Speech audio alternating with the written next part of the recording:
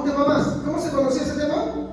El conocimiento de Dios. Y cuando estudiamos el conocimiento de Dios, este se va a dividir en dos partes. ¿Se acuerdan cuál era la primera parte? No, perdón, tres partes. En tres partes.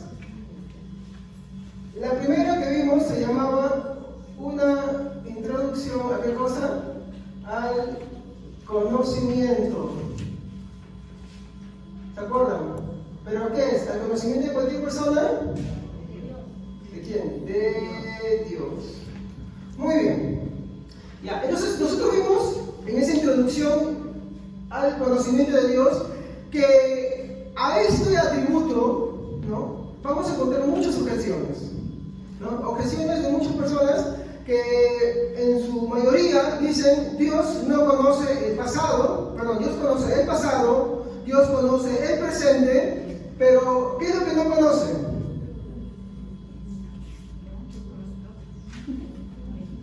¿Qué dicen estas personas? Que acá vimos objeciones.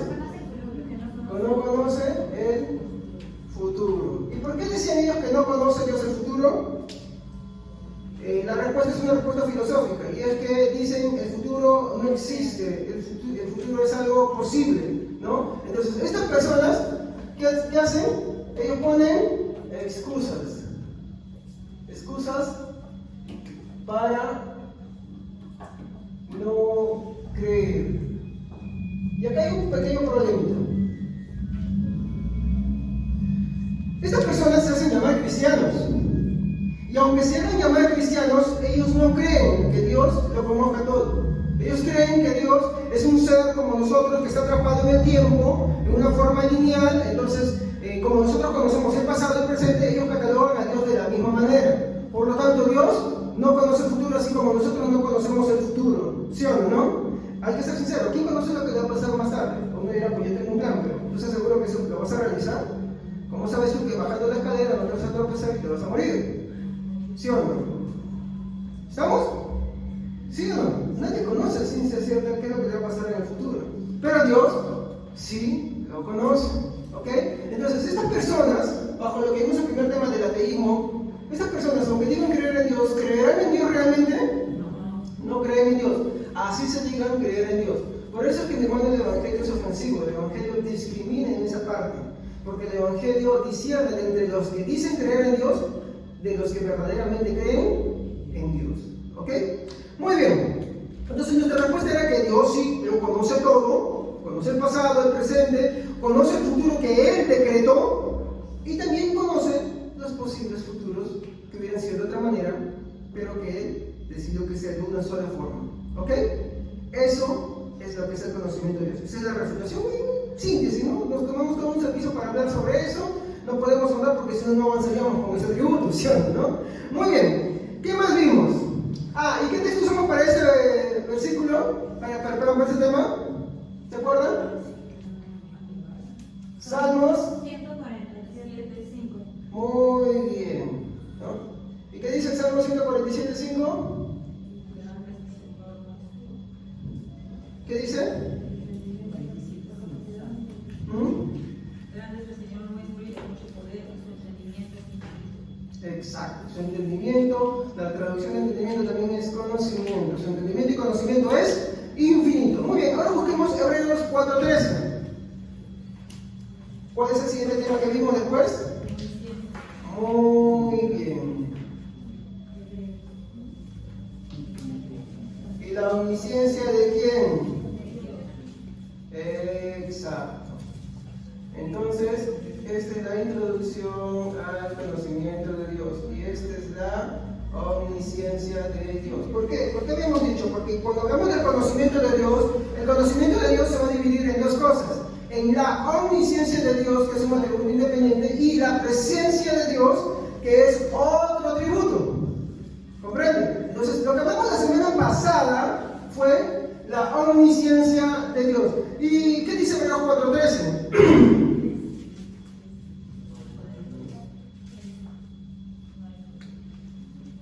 ¿Qué dice?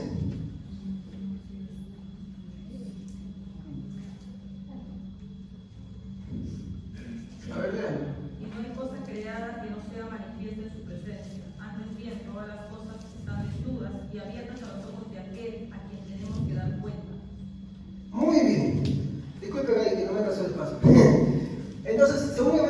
parece, en resumen, en síntesis, para los que no estuvieron, Dios todo lo conoce. Él conoce el pasado, el presente, el futuro. Dios es un ser atemporal.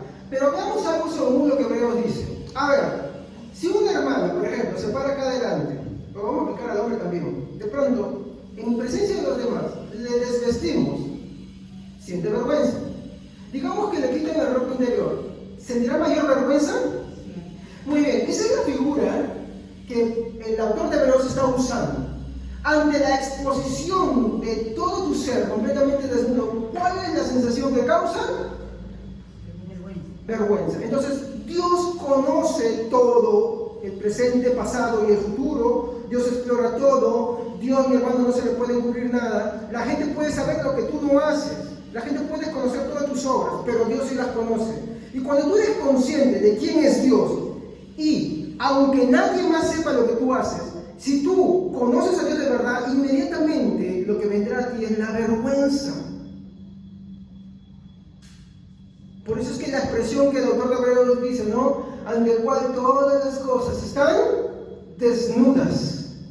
¿Por qué? Porque cuando exploramos de que si uno, de repente acá nadie sabe, está de servicio acá, es fornicario, está adulterando, está robando, miente, ¿y qué cosas hace? ¿Qué cosas hará? Nadie más lo debe saber de repente, nadie más lo conoce, pero Dios sí lo conoce perfectamente. Y al conocerlo Dios perfectamente, si tú has nacido de verdad, sentirás una total vergüenza. Ahora, si tú no puedes tener esto, entonces quiere decir que posiblemente tú no hayas conocido al Señor, tú nunca te hayas arrepentido, tú no tengas al Señor de verdad. Y la implicación más grave de todo eso es que si tú mueres en esa condición, la Biblia dice que tú te vas al infierno. Ya hablaremos en un momento de la doctrina del infierno, que es una doctrina que nadie quiere hablar así nomás, pero que es necesario hablarlo, y es una doctrina de primer orden. O sea, si yo no creo en esto, no soy cristiano tampoco. ¿Ok? Muy bien. Entonces, vimos que significaba que Dios todo lo conoce, y se refiere al conocimiento intelectual de todo lo que existe desde antes de su creación. El salmista decía, no he dicho ni la palabra, ni el sentarme, perdón, tú conoces mi sentarme, mi levantarme, tú conoces mi andar, ni siquiera la palabra ya está dicha en mi boca y tú ya la conoces. Entonces, habíamos tomado una plegaria que el catolicismo usa, ¿no? Oh Dios Todopoderoso, confieso ante ti que he pecado de palabra. ¿Has pecado de palabras? De pensamiento. Mire, que Dios no está viendo solamente que el pecar es solamente el obrar. Uno puede decir, pues bueno, la fornicación y el adulterio, tomamos un ejemplo, ¿no? ¿Es pecado solamente cuando tú lo obras? No, Jesús dijo que no. Y miren que esta versión está correcta. Y el Salmo, estaba revisando un Salmo, habla sobre esto. No solamente de pensamiento. Tú ya pensaste, Dios ya lo vio como un pecado. Tú lo deseaste, no estuvo en el pensamiento, pero ya lo deseabas, en esas inclinaciones. Ya eres un pecador. De pensamiento, palabra, obra, pero que también hay una cosa más, omisión, que pudiendo hacer lo bueno, tú no lo haces, es un pecado de omisión. Entonces, si tú sabes que esa es tu condición, entonces, ahí vamos a explorar qué tanto temes a Dios. Si tú no temes a Dios, tú no eres creyente, tú estás perdido totalmente. Y eso es muy peligroso. Las implicaciones de esto son gravísimas. ¿Qué busca la omnisciencia de Dios? Porque tiene un propósito, es un atributo perfecto de Dios, ¿no? Una de las cosas que busca, y quiero hacer entender, es que nada escapa de su atención. Y tomamos varios ejemplos. Caín mató a su hermano, ¿hubo testigos? No. Pero Dios sí lo sabía y se lo dijo. Cuando David intentó esforzarse por él mismo por olvidar su pecado y no confesarlo a Dios, no arrepentirse genuinamente, ¿qué hizo Dios? Trajo al profeta Natán y se lo trajo a memoria. Porque Dios nada olvida. Hermano, si hay un solo pecado que tú no te hayas arrepentido, todos esos están delante de la presencia de Dios y por todos ellos tendrás que rendir cuenta. Entonces, pastor, todas las cosas que yo he hecho son así. Por eso el salmista bien decía, bienaventurado el hombre al que Jehová no inculpa de maldad de pecado. Ya vamos analizando. Por ejemplo, dice, ¿no? Líbrame, oh Señor, de los que me son ocultos. Entonces, cuando tú ves esas cosas, tú te das cuenta de algo. Qué miserable es la condición del hombre. Y lo contrario a sentirse miserable, pobre, es un orgulloso. Y al orgulloso Dios mira de lejos. Al orgulloso no atiende. Aquel que no se arrepiente, por más que le pida a Dios, la Biblia dice que Dios no le oye. Hay un famoso dicho que en muchas iglesias se predica, hasta yo lo he predicado, en la cual se dice, ¿no? Dios aborrece el pecado, pero ama, ¿qué pasa? ¿Será cierto que la Biblia dice eso? No, es una frase de Mahatma Gandhi. No es un cristiano. Y la Biblia dice que Dios no oye a los pecadores. Es más, el Evangelio narra que dice, ¿no? Y sabemos que Dios a los pecadores no oye, pero si alguno se arrepiente, este es oído por Dios. Eso es lo que dice la Biblia. La Biblia dice que Dios está en enemistad. Entonces, si tú has pecado y tú pretendes que de repente nadie más lo sepa, incluso estás pretendiendo que así como tú lo haces con las personas, porque tú puedes esconder de las personas, tú pretendes que ante Dios lo puedes esconder, estás equivocándote. Porque la presencia, la omnisciencia de Dios no solamente enseña que nada escapa a su atención, es que ninguna acción pasada, presente o futura del hombre hay que él no conozca. Todas las conocen. Y no solamente eso, no importa que tanto el hombre se esfuerce por olvidar su maldad, Dios las conoce perfectamente. Y creo que esto es lo que debería hacernos reflexionar, eso es el final de la prédica de la semana pasada, es que Dios será tanto testigo como juez en aquel día. Entonces, si tú no te has arrepentido, si tú no te has entregado a Cristo, si tú verdaderamente no has comprendido lo que es el Evangelio, si tú verdaderamente no has aceptado la gracia salvífica del Señor, no has aceptado la misericordia de Dios, tú tienes que tener en cuenta que bajo la omnisciencia de Dios nada escapa a su atención. Y en el día postrero, Él será su testigo. No será alguien más que saque, no, Él mismo. ¿Por qué? Porque Él es omnisciente. Todo lo conoce, todo lo sabe, nada puede ser ocultado de Él y nada se olvida de Él. Amigos, que de corazón y con humildad te arrepientes y vengas a Él. Sin orgullos, sin pretextos, sin excusas, sin peticiones, sin nada. Por eso es de ahí que en el Sermón del Monte dice: bienaventurados los pobres de espíritu. Pero no solamente será tu testigo, ¿qué también será? Tu juez. Porque después de que hablemos de los atributos de Dios, vamos a hablar de la doctrina del infierno. Entonces, Dios será también nuestro juez. Entonces, si sabes que ante Dios nada puedes esconderle, nada puedes agarrar y ocultarle, entonces, lo único que si eres consciente que va a ser en el día final, como dice el autor de Hebreos en el capítulo 2, cuán terrible es escapar o querer escapar de un Dios vivo. Mira, hermano, eso tiene que hacernos pensar mucho. Bajo la omnisciencia de Dios, entendemos que estamos muy mal. Los cristianos no escapamos de esto. Bajo la omnisciencia de Dios es como ver a un juez. Entonces, si esa es la condición del hombre, Dios proveyó algo, un medio, y ese medio es Hijo Jesucristo. Si tú desprecias eso, te atañes a las consecuencias de la omnisciencia de Dios. ¿Estamos? En eso finalizó el servicio de la semana pasada, ¿ok? Muy bien. Entonces ahora entramos en lo que es la presencia de Dios. Y al hablar de la presencia de Dios, acuérdense, no se confundan con presencia, ¿ya? Es presencia. Vamos a tomar como referencia 1 de Pedro, capítulo 1, versículo 2. Léalo de nuevo, alguien que no haya leído, por favor, porque la finalidad es que todos podamos leer. Y mientras que en la omnisciencia vemos el carácter de Dios, cómo es que Dios, mi hermano, nada se le escapa y estamos en serios aprietos, todo lo que tú hagas no pasa desapercibido por Él, quieras negarlo, quieras refutarte, te harán y esto, como citamos muchos ejemplos, como Acán, citamos bastantes, y es inevitable, en la presencia de Dios vamos a ver otro carácter. 1 de Pedro, capítulo 1, versículo 2, ahí pongan un marcador porque ese va a ser el texto principal del cual vamos a empezar a desglosar todos los demás. Todo lo demás que vamos a hablar, perdón.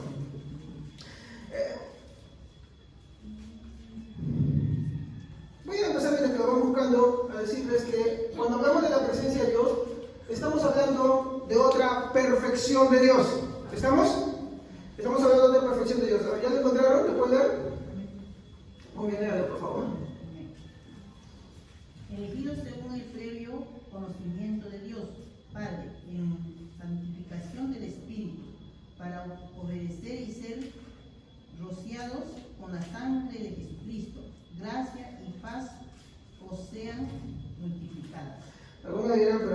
acá yo no he escuchado que hable de la presencia, que dice previo conocimiento. Algunos estarán leyendo conocimiento anticipado, ¿sí o no? Entonces, eso es algo que vamos a resolver ahorita. Muy bien, acá dice elegidos según la presciencia. Hay dos palabras que nos van a llamar la atención acá. La primera es elegidos. Y la segunda, bueno, la misma palabra que hemos encontrado, presciencia. Ya, muy bien. Entonces, para hablar de la presencia de Dios, tenemos que acordarnos qué características tiene un atributo. A ver, acuérdense. Muy bien, otro. Muy bien. El primero es que son eternos. ¿Sí? Quiere decir que son eternos. Siempre fueron. Nunca hay un momento en el cual no fueron así. ¿Y el otro? ¿Ya lo dijeron hace un momento? Perfectos. Porque si hubiera una imperfección en eso, entonces Dios dejaría de ser Dios. ¿Estamos? Y el tercero, glorifican a Dios. Un atributo tiene como fin glorificar a Dios, no al hombre. ¿Estamos? Tiene como fin. Entonces, acuérdense, cada atributo de Dios cae bajo estas características. Es importante para ver la presencia de Dios, de hecho, para ver para todos los atributos. En cada servicio les he ido soltando uno, eternos, perfectos. Ahora les he soltado lo que es que glorifica a Dios, ¿sí o no? Muy bien. Entonces, todos los atributos tienen estas características. Si no hay esas características, entonces eso no es un atributo o el atributo está siendo mal entendido. ¿Ok? Muy bien. Entonces, para una mejor comprensión, vamos a dividir este tema en 3 preguntas. ¿Ya? La primera pregunta que voy a hacer es, ¿cuál es su significado etimológico? ¿Qué? Cuando hablamos de etimológico estamos hablando del origen de la palabra. ¿Okay? Porque nosotros encontramos presciencia. ¿Qué es la presciencia? Cuando estábamos hablando de la omnisciencia, ¿qué es la omnisciencia? Cuando es la ceguidad, ¿qué es la ceguidad? Ya que esas palabras, mi hermano, tienen un significado, ¿sí o no? ¿Qué significa vaciedad, por ejemplo? Soledad. No deja de ser. Viene del latín, que significa depende de sí mismo. ¿Ok? Depende de sí mismo. ¿Ya? Y omnisciencia, omni, todo, ciencia, conocimiento, todo lo conoce. El mismo nombre ya te está diciendo qué cosa es, ¿sí o no? Igualmente, la palabra presciencia tiene un significado etimológico. Entonces, vamos a ver primeramente cuál es el significado etimológico. Segundo, cómo es entendida por la mayoría. Y tercero, cómo es enseñada por las Santas Escrituras. Sí, porque aunque no crean, este es un concepto muy mal interpretado. Es más, entre los que son mal interpretados es casi nunca hablado. Y cuando se habla, se hablará una vez a las 500, para tocar por encimita nomás. ¿Ya? Entonces, eso es lo que vamos a ver. De hecho, puede ser que muchos caigan en el mal concepto que es esto. Puede que caiga en el mal concepto. ¿Por qué? Porque inmediatamente cuando uno ve los atributos de Dios, lo que uno se pone a pensar es en sí mismo. Como tú piensas, tu experiencia, tu vivencia, y empiezas a catalogar que los atributos de Dios son en ese sentido. Entonces empiezas a buscar razones y esto. Y cuando hablamos de los atributos de Dios, ¿de quién está hablando? ¿Del hombre o de Dios? De Dios. Por ahí tienes que empezar. Entonces, si está hablando de Dios, tenemos que ver qué es lo que dice de Él, y no del hombre. El problema es que para hablar de los atributos siempre lo hablamos desde la perspectiva humana. ¿Cómo lo entendemos nosotros? ¿Cómo somos nosotros? Por ejemplo, si yo amo, ¿cómo amo? ¿Dios sabrá cómo yo amo? No. En el amor más puro que el ser humano puede decir tener es un amor perverso, porque siempre es interesado, conveniente, recibe algo de una manera u otra. Siempre es así, de todos. Y si hay una pizca de amor bueno, no es tuyo, es de Dios. Porque toda buena dádiva y todo don perfecto proviene de Dios. Leanse Gálatas capítulo 5, sobre el fruto del Espíritu Santo. ¿Ya? Muy bien. Entonces, vamos a dividir eso. Entonces vamos a decir como youtuber que hablan en eso, dice, empecemos. ¿Ok? ¿Ya? Muy bien. Entonces, ¿cuál es su significado etimológico? Este sería el primer punto. Entonces vamos a hablar de, para que no se confunda, el origen de la palabra. O sea, ¿qué significa presciencia? El origen de la palabra, ¿no? Entonces, muy bien, cuando nosotros buscamos nuestras Biblias, vamos a encontrar que la versión Reina Valera nos dice que, o encontramos el nombre tan peculiar de presciencia.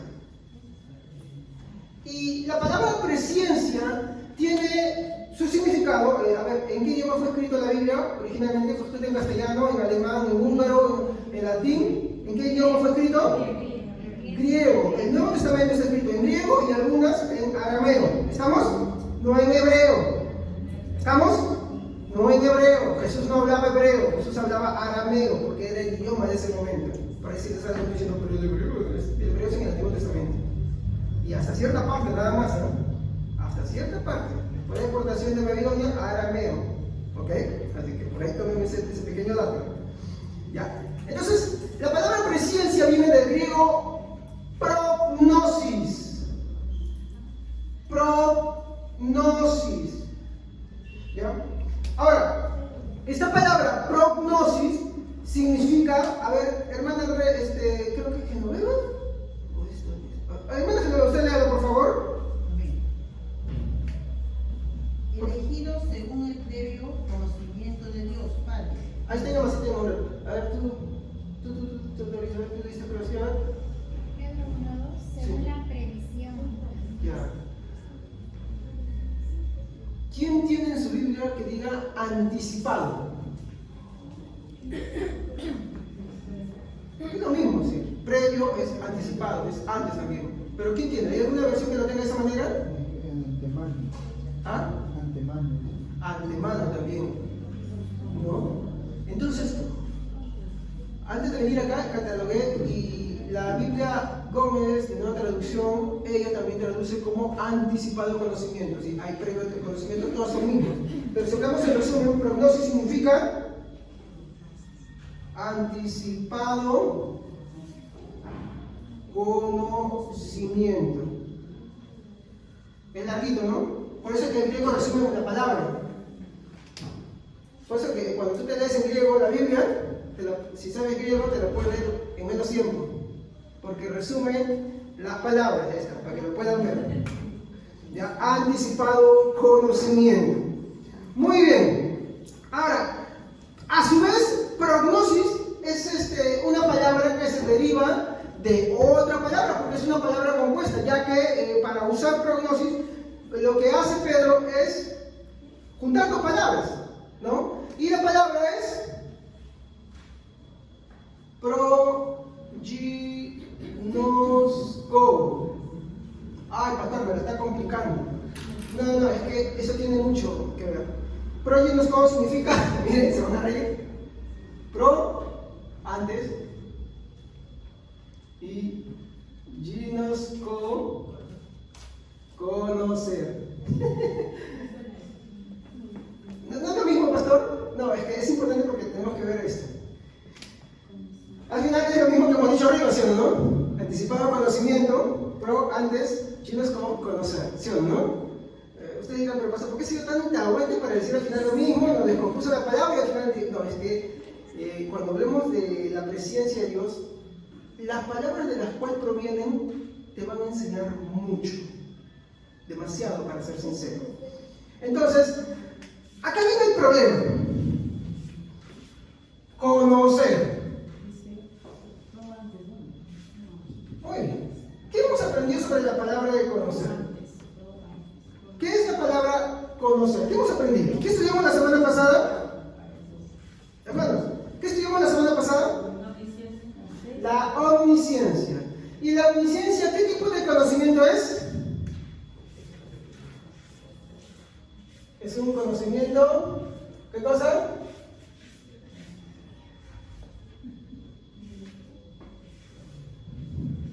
¿Es un conocimiento qué? ¿Por qué un conocimiento intelectual? Digamos por así, si tú tuvieras la capacidad de mirar en el futuro, ¿ya? Y decir, yo en 5 años voy a tener un hijo. Y yo lo veo que va a ser, no sé, trigueñito, flaquito, cachetoncito, chinito. Esta es la descripción, ¿no? Y te regresas a tu tiempo. ¿Existe el niño? No. Pero tú más o menos de una forma intelectual sabes cómo es, aunque no se presente, ¿sí? ¿No? ¿Estamos? Entonces, conocer nos hace referencia también a un conocimiento intelectual. Cuando hablábamos de la omnisciencia de Dios, habíamos dicho que Dios conoce todo desde antes de la misma creación, del pasado, presente y también del futuro. Tanto así que Dios habla del futuro en términos de presente y también habla del futuro en términos de pasado. ¿Se acuerdan de eso? ¿Se acuerdan, hermanos? Me pasé casi 2 horas hablando de eso. Y hoy no empiezo a pasar menos. Ya. Entonces, vimos que como primera cosa, conocer tiene una aplicación. Y ustedes buscan en su diccionario si usted quiere, o vean en la concordancia Strong, ¿no? O sea, en la traducción, van a ver que conocimiento, cuando lo van a ver en el griego, tiene 2 aplicaciones. Y la primera aplicación que vamos a ver es el conocimiento intelectual, pero también tiene una segunda aplicación. ¿Y saben cuál es esa segunda aplicación? También es el conocimiento. ¿Pero de qué tipo? Afectivo. Ahí está el problema. Ya que conocer, al tener estas 2 aplicaciones, nos va a hablar de 2 cosas diferentes. Por ejemplo, en la primera que podemos citar, podemos tomar un texto, por ejemplo, Salmo 139, versículo 1 al 4, a ver, ¿quién lo puede leer? Salmo 139, versículo 1 al 4, eso lo tocamos la semana pasada. A ver, quien no haya leído, por favor, lo lee. Salmo 139, versículo 1 al 4.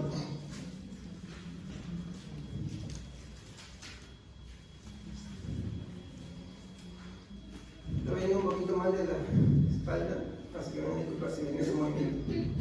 A ver, Salmo 139, versículo 1 al 4. Y después se dicen porque ella tengo una rara, ustedes son los que se demoran en encontrar los versículos. Oh Jehová, tú me has examinado y conocido. Tú has conocido mi sentarme y mi levantarme. Has entendido desde lejos mis pensamientos. Has escudriñado mi andar y mi reposo, y todos mis caminos te son conocidos. Pues aún no está la palabra en mi lengua.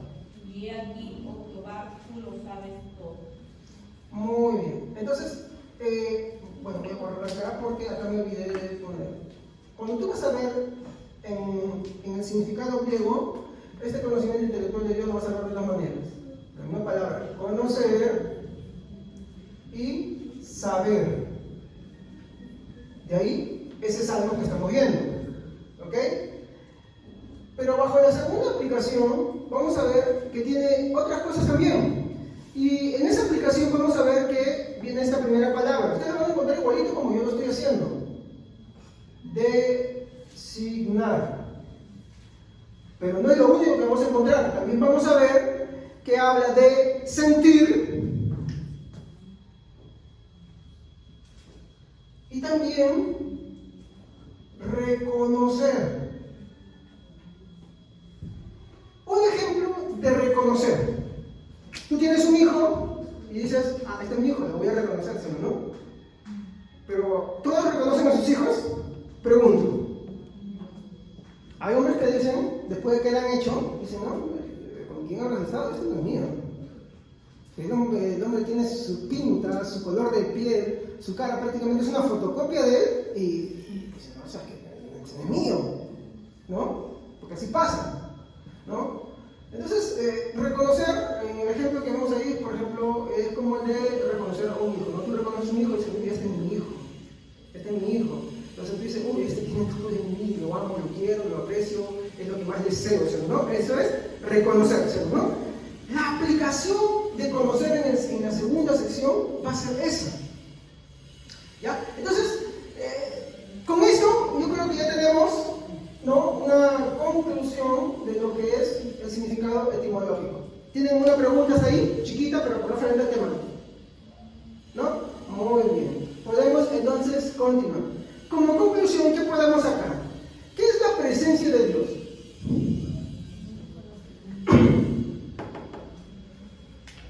¿Qué es la presencia de Dios? ¿Qué es la presencia de Dios? Bueno,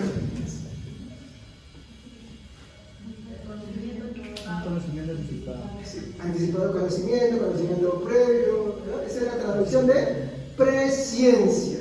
¿Estamos? ¿Ya? Muy bien. Hermano, ni con ayudita. Ni con ayudita. A este día, pero pastor, ¿por qué no predica esto? Porque esto tiene mucho que ver con el tema de la salvación. De hecho, si tú no entiendes esto, no entiendes lo que es la salvación. Sí, es muy serio. De hecho, todos los atributos tienen que ver con todo esto. Muy bien. Ahora, yo quiero ser sincero. Podía haber hablado más. Sí, he estado tratando de trabajar con esto buen tiempo. De hecho, es el tema que más esperaba. Pero aún así me ha faltado más tiempo todavía. Porque he tratado de resumir, de hacerlo lo más corto posible, de una forma más entendible. Sé que en algunas cosas de repente me puedo equivocar en la forma de explicar, porque he estado tratando de buscar una manera de poder enseñarlo a la iglesia. ¿Ok? Pero el tema es más amplio, por si acaso. No estoy diciendo que ya acabe, por si acaso. Pero sí me estoy empezando. Muy bien. Entonces, la conclusión es que la presencia de Dios, ¿qué cosa es, hermanos? Sigan. Conocimiento previo, anticipado conocimiento, ¿no? Muy bien. De hecho, cuando yo he estado hablando de estas cosas, ustedes han visto que en algunas ocasiones están como algunas esas palabras. Me imagino, se han dado cuenta algunos. ¿No? Muy bien. Entonces, viendo esto, podemos pasar al siguiente punto. Punto 2. ¿Cómo es creída por la mayoría? ¿Cómo es creída por la mayoría? De hecho, yo estoy seguro que muchos de ustedes acá creen así. Y solamente de compromiso me debe decir, no, pues yo no creo así. ¿Ya? Pero vamos a darle por su lado a usted. Me voy a volver por un momento de su postura y se lo voy a enseñar así. ¿Ya? Muy bien. ¿Cómo es entendida por la mayoría? En nuestros días, mi hermano, la mayor parte, por no decir casi todos, especialmente Sudamérica, Centroamérica y casi la mayor parte de Norteamérica, que se llaman cristianos, creen de esta manera como les voy a decir. Ellos creen que la predestinación es de aquellos que van a ser salvos, ¿no? ¿Basados en qué? Primero, hay que entender que la predestinación es un tema de salvación. Su enfoque es ese. ¿Ya? Y la salvación está basada en la presciencia. ¿Qué es la presciencia, hermanos? Conocimiento anticipado de Dios. Entonces, ¿cuál es el concepto completo? Es que Dios en su presciencia tiene conocimiento previo. ¿De qué? Tiene conocimiento previo de quién creerá. ¿Ya? No puedo apuntar todo porque se me olvida. Dios en su presencia tiene conocimiento de quién creerá. ¿Está bien eso? Pregunta, ¿está bien eso? No. ¿Está bien? ¿Tiene conocimiento de todos los que van a creer o no? ¿Sí? ¿Y lo tienen desde cuándo? Muy bien. Pero acá hay algo raro, ¿no? Bueno, perdón, me estoy saliendo de mi postura. Tengo que seguir por ahí. ¿Ya? Entonces, la presencia, la salvación está basada en la presencia de Dios, en la cual Él tiene conocimiento de quién creerá, así lo completo, o no creerá en Cristo. ¿Estamos? ¿Así está bien? Ya, muy bien. Pero no es lo único también. Es que, y esto yo lo estoy sacando literalmente de las fuentes exactas. Aquí no me estoy inventando, no estoy haciendo un muñeco de paja para poder burlarme ni nada de eso. ¿Ya? Ok. He hecho una investigación muy seria para esto y no es porque sí. ¿Estamos? Muy bien. Y lo segundo es que la voluntad del hombre, cuando hablo de hombre, obvio, me estoy refiriendo también a las mujeres. No voy a pensar que estoy siendo machista. Simplemente, cuando hablo de hombre, es una palabra que también se refiere bien al hombre y a la mujer. ¿Ya? Muy bien. Entonces, la voluntad del hombre es asistida de forma divina, que es hecha libre para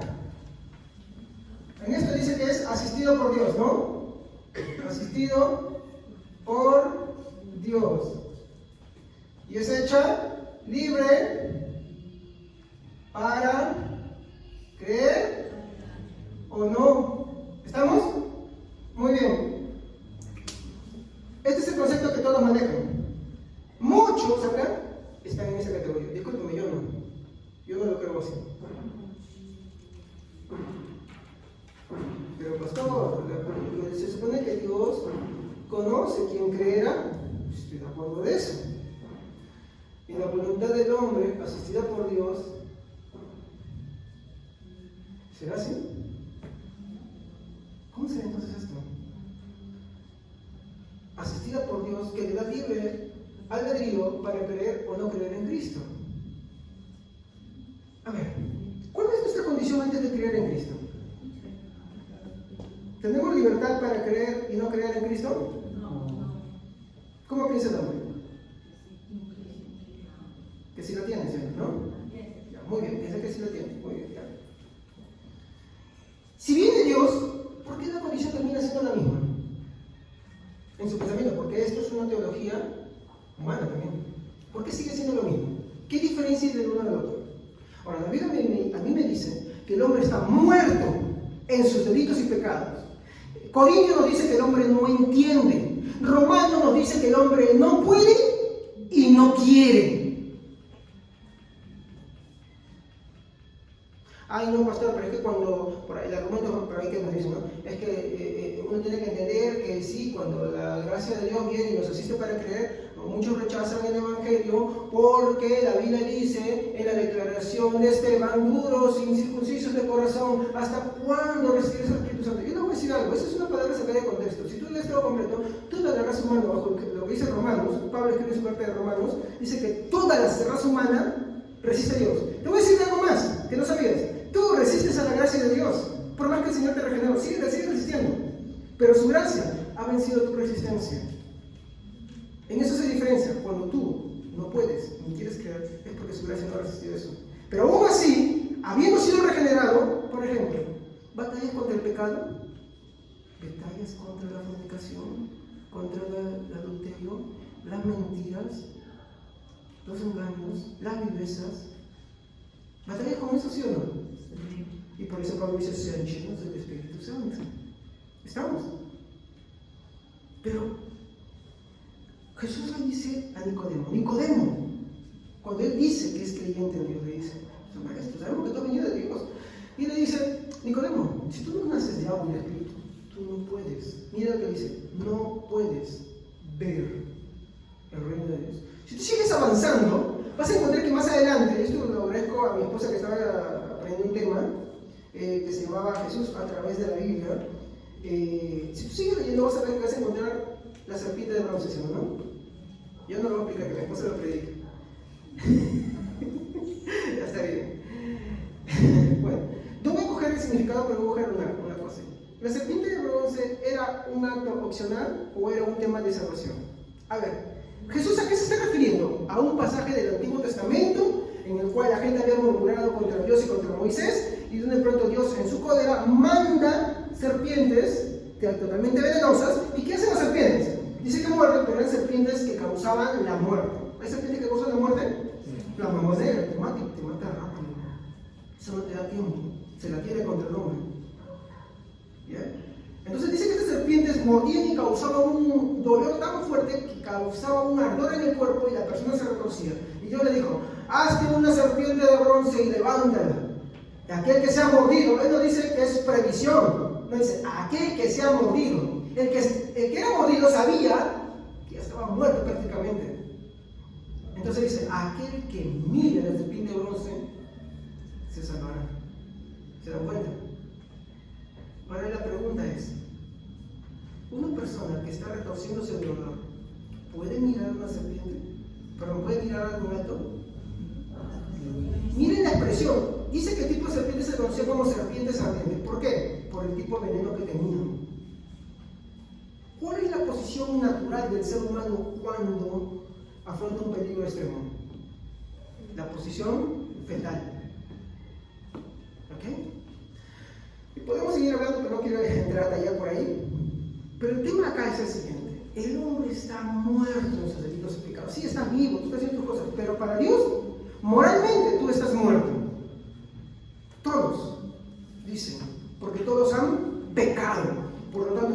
están destituidos de la gloria de Dios, sino para qué vino Cristo.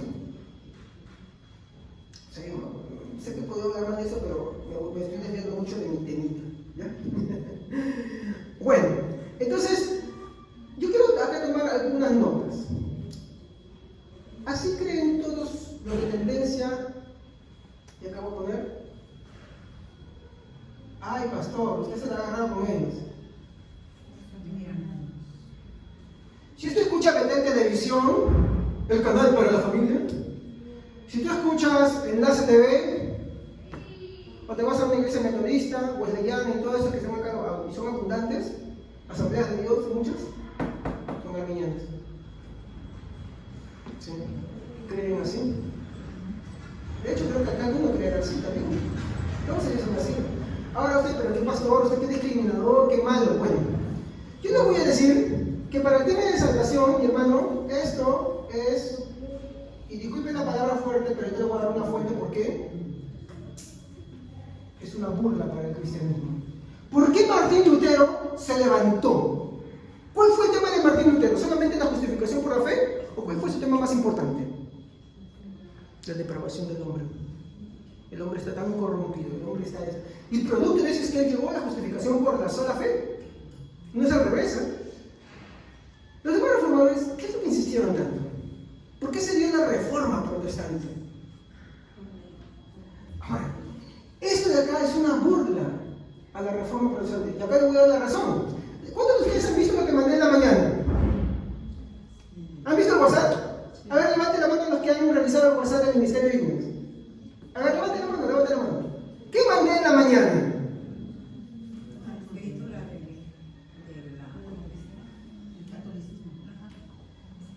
Siempre les digo a ustedes, no se compren el catecismo, mi hermano. Yo sigo buscando, usted lo va a descargar. No se busquen, mi hermano, el catecismo del librito que se lo venden ahí a 2 soles, 3 soles semanas. Cómprese el compendio. ¿Ya? Pero vea usted que en el catecismo romanista, ¿ya? Escuchen, en el artículo 184, creo, si no me equivoco, en el artículo, perdón,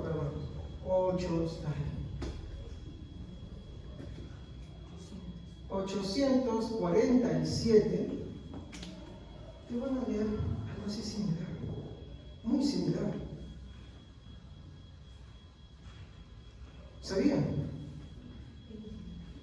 Yo no estoy diciendo que no tengamos coincidencia con los católicos, tenemos coincidencia con él. Por ejemplo, yo creo en la Trinidad, nosotros también creemos. Pero nosotros dejamos de creer hasta el punto donde que la Biblia ya no le da más sostén. Si usted pensaba que esto, totalmente no, hermano. Es por eso, mi hermano, que Francisco Romano le dijo a Arminio que lo que él creía era catolicismo romano disfrazado de una forma elegante. Yo puedo decir la misma cosa de 2 formas diferentes y al final decir lo mismo. Por ejemplo, vamos a ver. El hermano Javier es una persona bajita y renegona. Lo puedo decir, el hermano Javier es de baja estatura y muy iracundo. ¿Dije la misma cosa de 2 formas diferentes? Sí. Yo puedo creer en el romanismo de 2 formas diferentes. Solamente que Gomaro decía algo, ¿no? Esto es catolicismo disfrazado. Es como muchos concluyen hoy, es un catolicismo refinado, muy sutil. Y uno se lo come, así de simple. Y uno se pregunta, ¿por qué fue la reforma protestante? Si al final saltó para atrás. Muchos de los reformadores incluso consideraron esta postura de herética. ¿Por qué? Porque era un salto para atrás. Tanto lucharon, tanto la persiguieron y al final, un retroceso. Pero como a nosotros no nos gusta, mi hermano, muchas veces profundizar en estas cosas y nos comemos todo lo que nos dicen, entonces no indagamos. Y ese es el problema. El arminianismo es un catolicismo disfrazado. Es un catolicismo, sí, estos hermanitos que por ejemplo aparecen en televisión y dicen, no, el catolicismo y esto, y denuncian, creen lo mismo al final. Pues, porque nunca se han leído el compendio del catolicismo romano. Sí, ahí por eso yo les tomé la captura y se lo mandé en la mañana. Dije, no me pregunten, en el servicio se lo digo, ¿ok? ¿Se acuerdan? Y ahí está la prueba. Y no es la única, hay más todavía. Estaba conversando con la hermana Genoveva para su debate, ¿se acuerdan que les mostré hace uno? O sea, hay más, hermano, no es la única. De hecho, sí, ellos no creen en adorar imágenes y más cosas. Pero en otras cosas, como tema de salvación, sí creen. De la misma manera. Pero para no sonar igual, que usan palabras muy elaboradas, que recuerden que no era cualquier persona la que escribían. Eran personas muy estudiosas. Ellos no se agarraban y se leían con la justa que yo escribo un poquito, ellos escribían tomos, compendios de libros. Esa era su vida. Para ellos eso era su vida. ¿Tú qué crees que una persona que dedicaba el 100% de su vida a eso no sabía lo que estaba escribiendo? ¿No sería cuidadoso con lo que escribe? ¿Por qué creen que causó tanto error? Muy bien. Esa es una nota que yo quería darles a ustedes. Por si alguno todavía seguía pensando, no, pastor, esto, pues yo te digo, es catolicismo disfrazado. ¿Ya? Entonces, ¿cuáles las consecuencias? Y acá quiero tomar algunas conclusiones por esta parte, ¿no? Ellos entienden que la presencia de Dios es el conocimiento previo de todas las futuras acciones de sus criaturas. Lo estoy diciendo de otra manera más fácil para que me entiendan, ¿no? Todos ellos entienden que el conocimiento previo, la presencia de Dios es el conocimiento previo de todas las acciones de las criaturas creadas. ¿Estamos? ¿Sí? Eso es lo que le dije hace un momento. ¿Qué más? La presencia de Dios depende, y ahí está el problema, la presencia de Dios depende, ellos no te lo van a decir de frente, pero si tú lo lees completo y pausado y tranquilo te vas a dar cuenta que implícito, tú puedes dar un mensaje explícito y otro implícito. Explícito claramente y otro implícito que tú tienes que agarrar y leer completamente y con cuidado para entender lo que está diciendo. Entonces, aunque ellos te lo dicen directamente, la idea se transmite de esta manera. La presencia de Dios depende de las futuras acciones libres de las criaturas creadas a su imagen. De hecho, su postura, ¿cómo se llama? Libre albedrío libertario. Porque para ellos lo importante no es la presencia, sino el libre albedrío. El problemita, que no está mal hasta ahí, problemita es que ellos se meten con un tema muy importante. ¿Cuál es el tema ese importante? Exacto. ¿Y cuál es el tema derivado de la soberanía de Dios?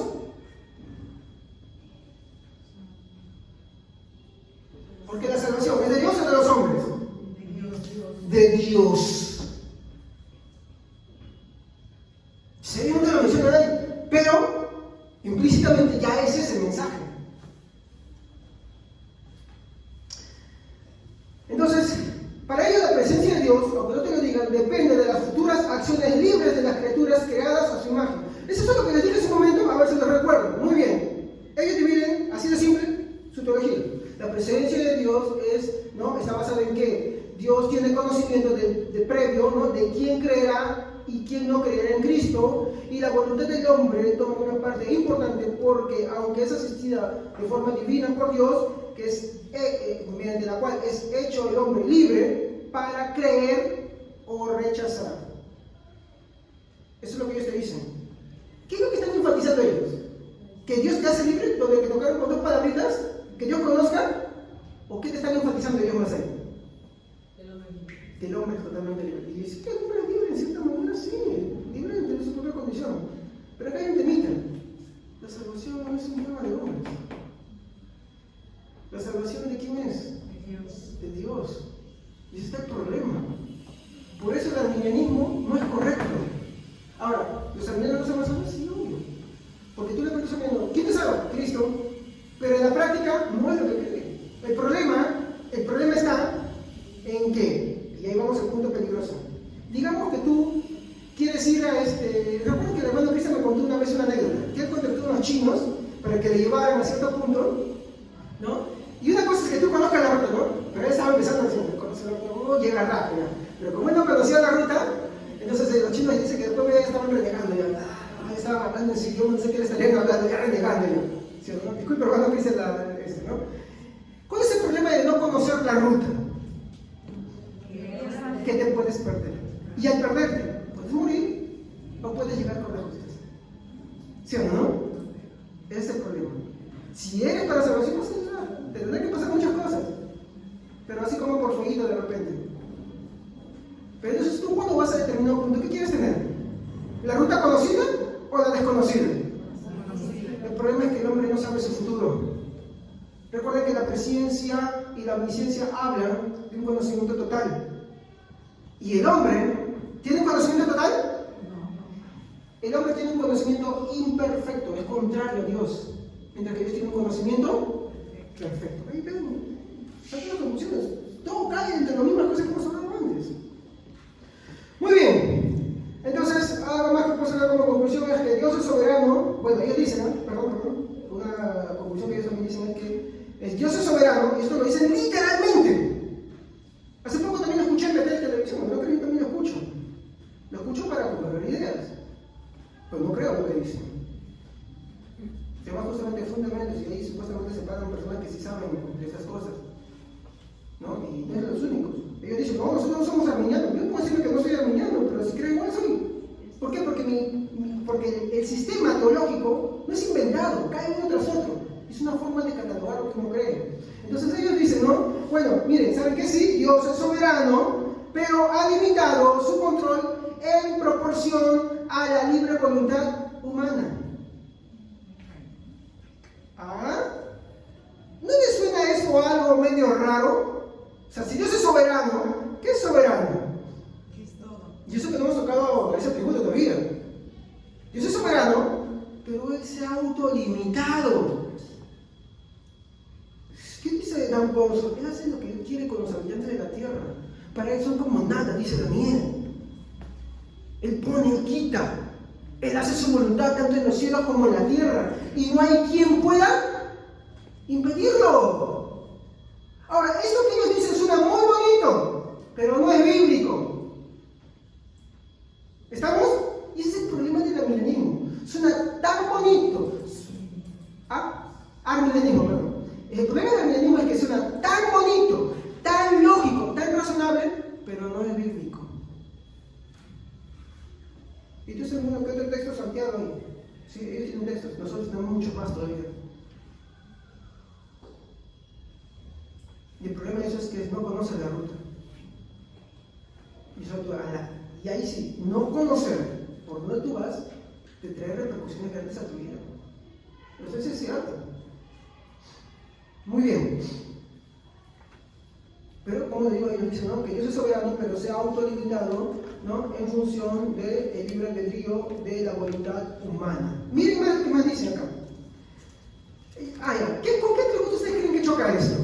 Que he dicho ahorita. ¿No? A ver, ya hemos hablado de ese atributo. Miren, escuchen otra vez. Dios es soberano, pero ha limitado su control en proporción a la libre voluntad humana. Es un primer atributo que hablamos.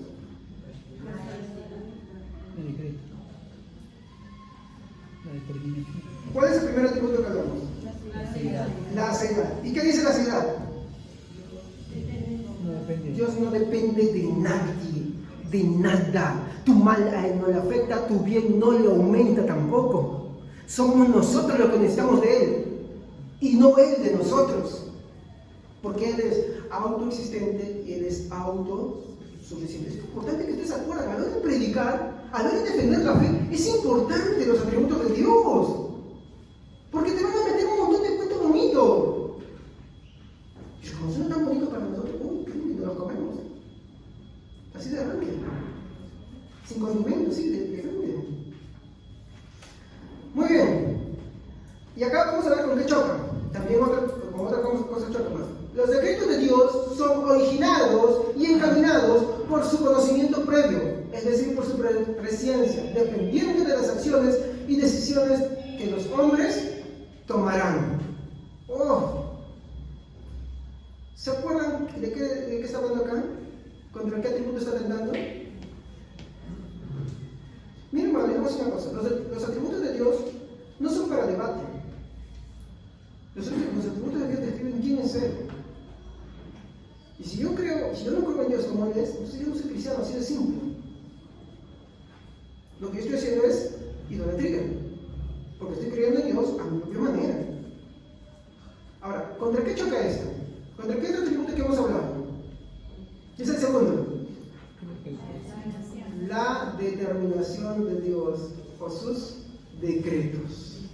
¿Y qué dice ahí? ¿Qué hemos estudiado? Que Dios determina y decreta todas las cosas desde la eternidad pasada, sin coacción alguna ni influencia alguna. Y Él hace en su propia voluntad. ¿Estamos? Muy bien.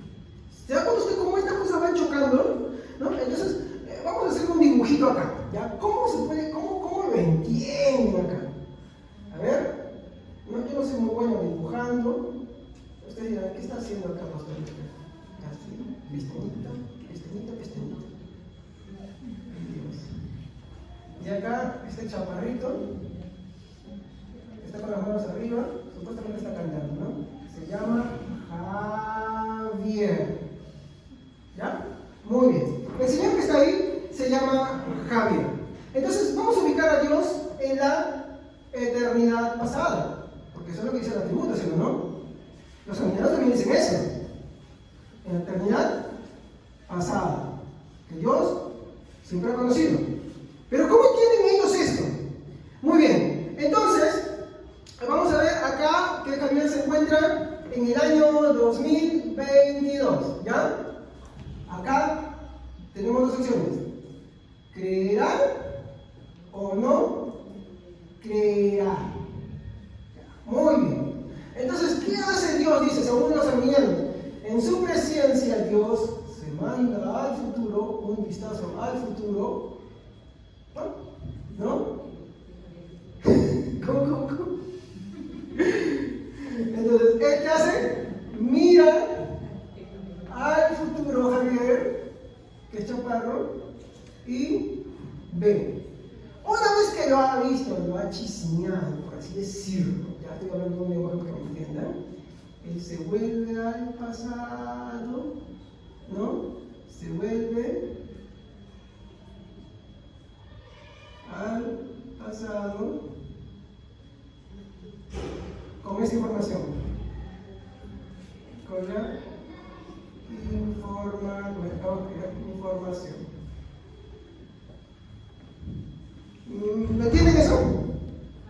¿Están entendiendo? ¿Sí? ¿Cuál es el problema de todo esto? Exacto. ¿Y qué hace a Dios dependiente de quién? Ahí está el problema. Y ya con los atributos, los atributos que hemos tomado son muy importantes. Ya con los atributos que hemos hablado, ¿es cierto esto? No es cierto.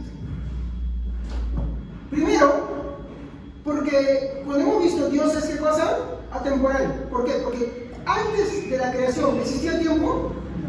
No, el tiempo existe desde la creación. Tú y yo corremos en el flujo del tiempo. Dios no. De hecho, Él dice, yo soy el alfa, el omega, el principio y el fin. Es lo que la Biblia dice constantemente. Así es como Dios se presenta. Jesús en el libro de Apocalipsis también se presenta de esa manera. ¿Qué quiere decir? Que Dios no corre en el flujo del tiempo.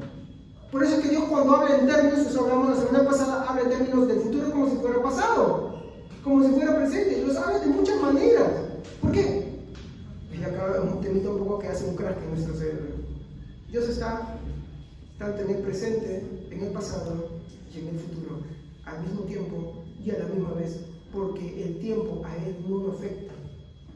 Si el tiempo lo afectara, tampoco sería Dios entonces, porque Él es la causa de todas.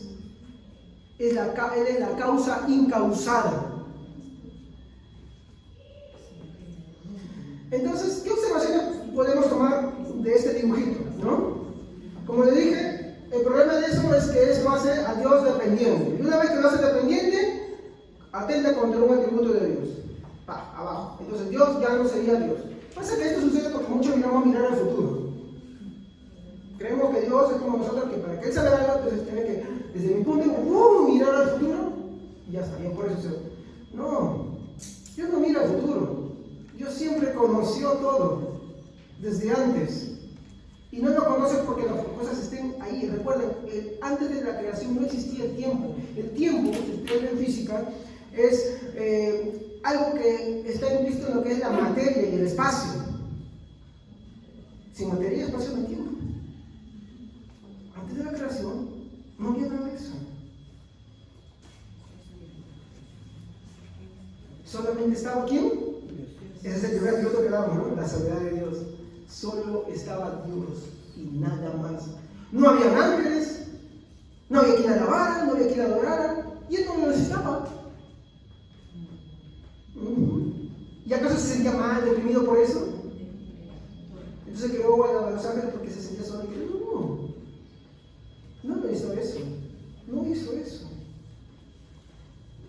Si no hubiera creado nada, nada cambiaría su esencia. Nosotros seríamos lo que perderíamos, porque no hubiéramos podido ver y experimentar las bondades de Dios.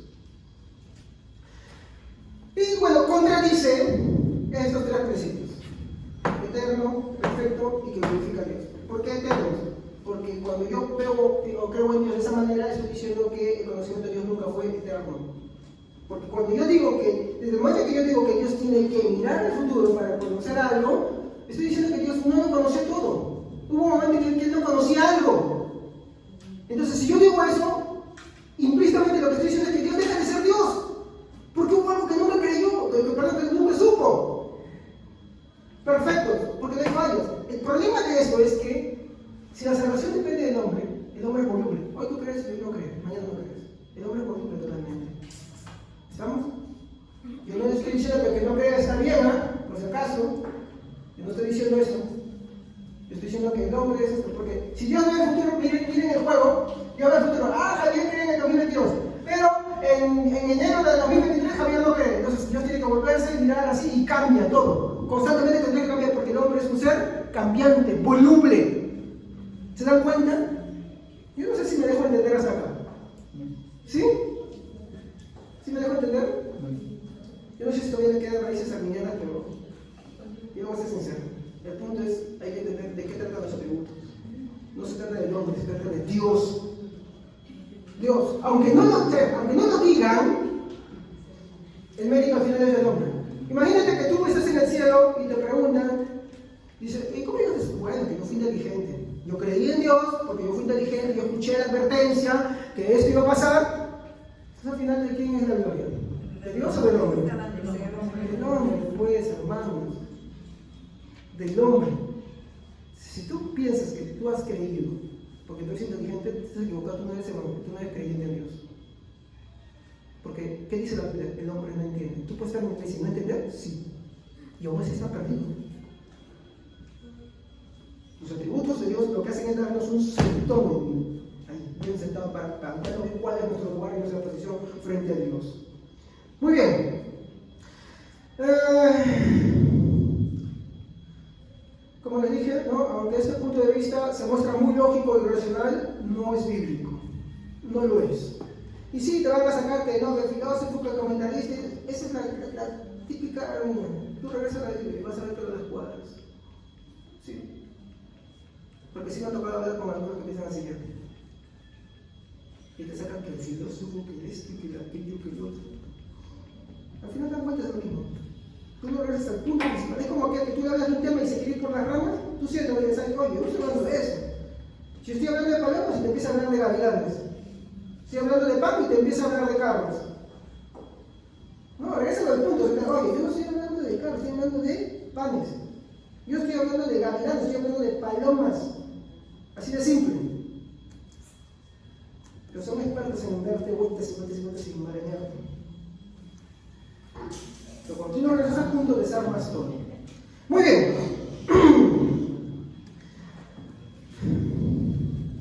Entonces, acá hay otro problemita. No sé si se han dado cuenta de algo más. Cuando ellos hablan de la presciencia, ¿de quién estoy hablando? Y todo aquel que aunque no se crea arminiano piensa así. Cuando ellos hablan de la presciencia, ¿cómo lo están hablando? ¿Cómo lo hablan ellos? Que Dios conoce todo eso, ¿no? Eso no les suena algo parecido. Digamos que es así. ¿No les suena algo parecido que ya hemos hablado ya antes?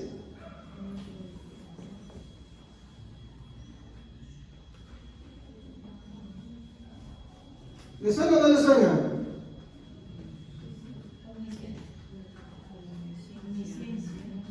¿Les suena eso? ¿Se otra vez, no?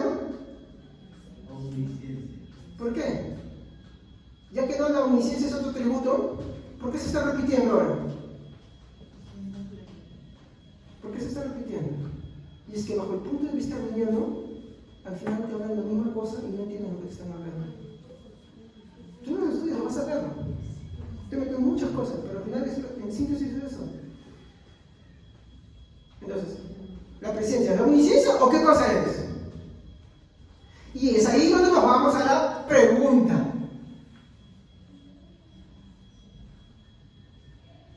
¿Qué es la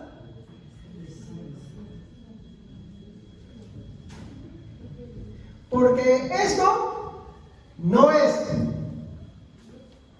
¿Estamos? Esto no es. No es. No es. Les digo que me voy a poner ese papel. Ninguno de esos es. Entonces, para entender qué es la presencia, ahora sí, yo tengo que irme ¿a dónde? A la Biblia. Y la Biblia no me tiene que hablar por un versículo. La Biblia tiene que hablarme alto y profundo porque ese es un tema importante. No es cualquier cosa, es un atributo de Dios. No es un versículo solo sacado por ahí, tiene que hablarme de esto. ¿Estamos? Entonces, vamos a concluir, vamos a empezar por algo bien rápido.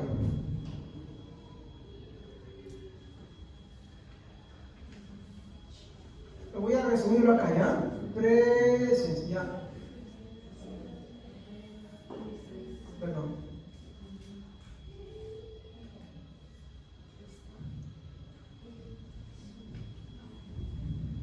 A ver, respóndeme esa pregunta.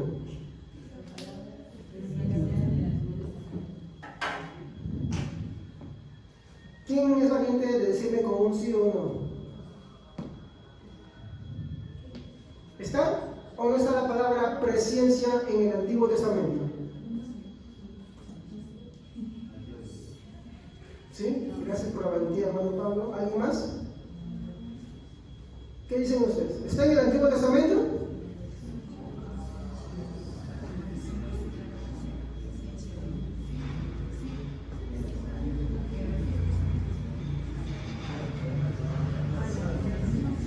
¿Qué dicen? ¿Alguien más así lo dicen? Si no me gana la obra. No, no. ¿Qué dicen? Allá no importa el azar, la moneda. ¿Sí o no? Vamos a ver. ¿Sí está? Bueno, yo les tengo una respuesta. No está.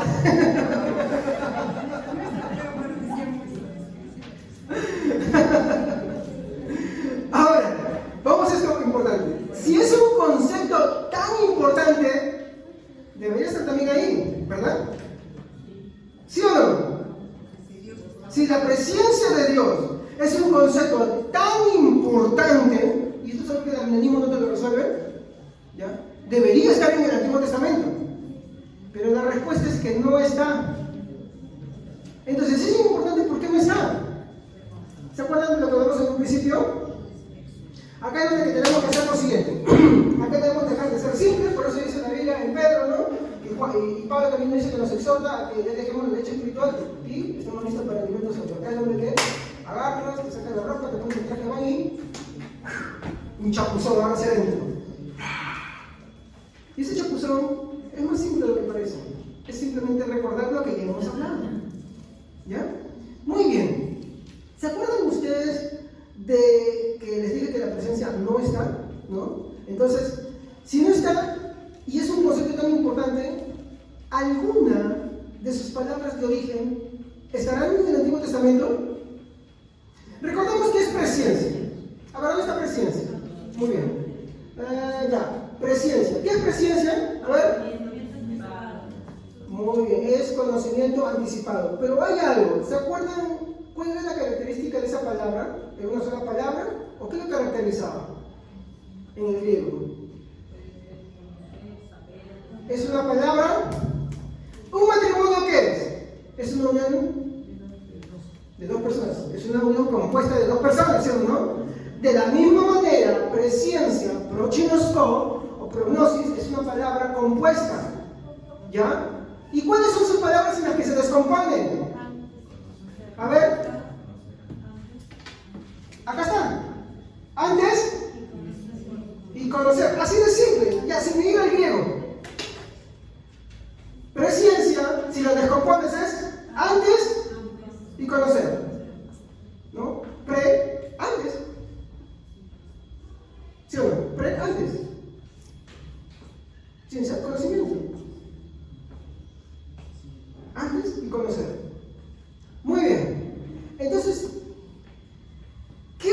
hablamos sobre conocer. Conocer tenía dos aplicaciones, ¿se acuerdan? ¿Cuál era la primera aplicación? Un conocimiento intelectual a modo de tipo de información, ¿no? ¿Y eso con qué atributo iba relacionado? Omnisciencia. Todo Dios, todo lo sabe, todo lo conoce, nada puede ser ocultado a Él. Y la segunda aplicación, esa, por eso bueno tengo un cuaderno, nos habla de un conocimiento, y acá está. Esto sí, encontramos la segunda aplicación que nos habla que conocer, también, eso pueden fijarse en sus celulares, en sus diccionarios de griego, que conocer es un conocimiento afectivo. ¿Qué entienden por afectivo? ¿Qué entienden por afectivo? ¿Qué es afecto? Cariño. ¿Qué más? Amor. Pero no es lo único que dice ahí. Es un afecto que designa. Por ejemplo, yo amo a mi esposa, yo amo a mis hijos. ¿Sí o no? ¿Estamos ahí? Entonces, Ginosko no solamente es un conocimiento, estoy poniendo ya porque acá está abajo, ¿no? No solamente es un conocimiento intelectual de información, también es un conocimiento afectivo que designa. ¿Estamos hasta ahí? Muy bien, entonces, en la omnisciencia, ¿qué cosa era? Cuando hablamos de la omnisciencia, ¿se acuerdan? ¿Qué era? Dios todo lo conoce. Esto es información intelectual, como ustedes lo quieren llamar. Así de serio. Eso ya hablamos. Entonces, la presencia no puede ser igual. Tiene que ser otra cosa. Y ahí es donde llegamos a la segunda. Conocer. ¿Qué es conocer? Implica un sentimiento afectivo que designa. Que designa. Yo voy a profundizar en eso, ¿no? Muy bien. ¿Cómo se usa la palabra conocer en el Antiguo Testamento? Porque si es un concepto importante, le dije que tiene que estar en el Antiguo Testamento. Presencia propiamente no está, pero sí las palabras de las que él proviene. Entonces, conocer, ¿cómo está? Acá es importante, mi hermano, que recordemos que la omnisciencia de Dios enseña que Dios todo lo conoce desde la eternidad pasada y no existe algo que él nunca conoció. Eso ya lo vimos en su primera aplicación, que el conocimiento también es una información, ¿cierto? ¿No? Intelectual y todo eso. Esa es la omnisciencia. Ahora estamos viendo la presciencia. Ejemplos de esto, donde que les voy a demostrar que conocer habla de, ¿no?, un sentido afectivo que designa. Vamos a ver, así rapidísimo. Éxodo 33, 17. A ver, acá la rapidez bíblica, vamos a tratar de leer todos, a ver. Éxodo, capítulo 33, versículo 17. Amén. A ver, el que lo tiene, yo también, a ver. Y Jehová dijo a Moisés: también haré esto que has dicho, por cuanto has hallado gracia en mis ojos y te he conocido por tu nombre.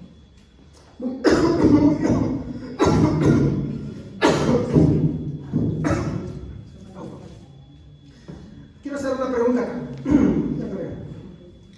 ¿Acaso, mi hermano, no conocía a Dios por su nombre a todas las demás personas? Sí. Dios le está diciendo a Moisés: a ti te he conocido por tu nombre. Recordemos la omnisciencia de Dios, Dios lo conoce todo, ¿sí o no? ¿No conocía a los demás por su nombre? Sí. ¿Y por qué le dice: solamente a ti te he conocido por tu nombre? Pensemos en eso. Otro versículo. Deuteronomio, capítulo 9, versículo 24. A ver, tratemos de leer la mayor parte de cantidad de hermanos posible, hermano. De la forma más rápida, de preferencia, quítese una mascarilla para poder escucharlo claro y todos lo escuchen. Deuteronomio, capítulo 9, versículo 24. Amén. Así es, vienen rebelándose contra el Señor desde que lo conozco. Muy bien, acá está hablando Moisés. Y acá yo quiero hacerle la siguiente pregunta, y esto sucede cuando no tomamos detenimiento en esto. Quiero hacerle notar lo siguiente, bajo esta pregunta. ¿No conocía Moisés a los demás israelitas mucho antes de ser rebeldes? ¿No lo conocía desde Egipto? ¿Y por qué acá dice que son rebeldes desde el día que lo conozco? Si ellos empezaron a ser rebeldes desde que salieron, pero no conocía antes. ¿Por qué? Recuerden, ¿por qué fue su conflicto? Mi pueblo pueblo, mi pueblo, ¿sí o no? Hasta mató por eso, ¿sí o no? ¿No lo conocía antes? Entonces, ¿de qué está hablando? Esto ya no es un conocimiento intelectual de información, como en la omnisciencia. Este conocer es otra cosa. Seguimos, a ver, para que tienen dudas. Jeremías 1:5. A ver, rapidísimo, vamos. Rapidez bíblica, hermanos, acá. Vamos acá. No, de repente los que preguntaron, hermano, ¿por qué no leen? Yo ya leí estos textos varias veces. Los he corroborado como 3 veces. Jeremías, capítulo 1, versículo 5. Antes que te formases en el vientre te conocí, y antes que nacieses te santifiqué, te di por profeta a las naciones. ¿Qué le dice? Antes que te formases en el vientre de tu madre, te conocí. Ahora yo quiero hacer la siguiente pregunta. ¿No conoce Dios a todos los bebés, incluso antes de ser concebidos? Sí. Usted me dice que no los conoce. Sí los conoce a todos. Antes incluso de ser concebidos. ¿Saben qué es eso, no? Antes de que mamá y papá se junten. Y que hombre y mujer se junten, Dios ya los conoce. Entonces, esto ya no es un conocimiento. Cuando está hablando de Jeremías, cuando decimos que Dios conoce a todos, es un conocimiento de información intelectual. Pero cuando hablamos de que Dios conoce de forma personal a Jeremías, ¿qué está diciendo ahí? Y ahí hago la pregunta, ¿no conoce Dios entonces a todos los bebés antes de ser concebidos incluso? ¿De qué está hablando ahí? ¿Qué tipo de conocimiento es este que está hablando? Ya no es la omnisciencia, es otro tipo. Seguimos. Amós, este es mi texto favorito. Hay más, hermano, puedo seguir mencionando mucho más, pero por tiempo no lo hago. Amós, capítulo 3, versículo 2. Amós, capítulo 3, versículo 2. De entre todas las familias de la tierra, solo con ustedes he tenido una relación tan íntima. Ay, yo no me gracias, hermano. Ya me la malogró. Pero está bien, sigue, no, sigue. Por eso debo castigarlos por todos sus pecados. Muy bien. ¿Alguien tiene la versión Reina Valera? Rayos. Yo quería darle las noticias. Amós 3:2. A vosotros solamente he conocido todas las familias de la tierra, por tanto os castigué y por todos vuestros mandados. Solamente a vosotros, de entre todas las familias de la tierra, es hablando de Israel, he conocido. Por lo tanto, los voy a castigar. Acá vamos a decir el punto. ¿Acaso Dios no conocía a los persas, a los babilonios, a los egipcios? Sí los conocía a todos. Pero acá le dice Israel, solo a ti te he conocido, y porque te conozco te castigo. Cuando un padre ama a alguien, lo corrige. Con un esposo, una esposa, ve que su pareja está haciendo algo mal, lo corrige. ¿Por qué? ¿Porque lo odia? No, porque lo ama. Porque tú exiges más a los que son tuyos. Si tú tienes tus hijos y tienes otras personas, a quien le vas a exigir es algo tuyo propio. Si tú haces una tarea, ¿no? Tú vas a querer de él lo mejor. No le vas a exigir al hijo de otra persona, ¿sí o no? Porque tú exiges más a los que son tuyos. Y acá Dios le está diciendo, a vosotros los malos los he conocido. Y acá tienen que ver lo que está diciendo explícitamente e implícitamente. Explícitamente está diciendo, solamente Israel he conocido. Implícitamente, ¿qué cosa está diciendo? Que no conoció a los demás. Pero acá es el punto. No conocía nombre por nombre y a cada pueblo y a cada raza, sí los conocía. Entonces, justo ahí está lo que dice la hermana Melissa. Por favor, hermana Melissa, por favor, véalo. De entre todas las familias de la tierra, solo con ustedes he tenido una relación tan íntima. Por eso debo castigarlos por todos sus pecados. ¿Qué es lo que dicen? Solamente una relación íntima. Conocer es eso. Entonces, ahí, el término de presencia arminiano, ¿está bien o está mal? Está muy mal. Porque lo único que se repetir es del otro y no lo entiendes. ¿Por qué? Porque para ellos lo que importa más es su sistema teológico y estar en contra de lo que los cristianos siempre hemos creído a través de lo largo de la historia. Y es como aquel terco que solamente quiere salir ganando en la discusión y no le importa lo que diga y te mete todo lo que sea, pero quiere salir ganando en la discusión. No le importa. Así es el sistema arminiano. Discúlpenme. Así es mi forma de postura que yo pienso. Y no lo digo desde la base de la ignorancia. Me he tomado mucho tiempo. He tenido bastantes dudas y conflictos. Pero yo no me quedo con los conflictos. Ahí estaba mi esposa. A mí me da un conflicto, me estreso y no termino hasta comprenderlo. No termino, no paro. Y se lo agradezco a Dios por eso. No me quedo con ay, si no creo, yo pienso eso. No. Si uno no puede hablar desde la ignorancia. Tiene que saber de lo que está hablando y por qué lo está hablando. Y si tienes dudas, no te quedes con las dudas, pues. Esas dudas son el medio que Dios usa para que tú salgas de la inmadurez.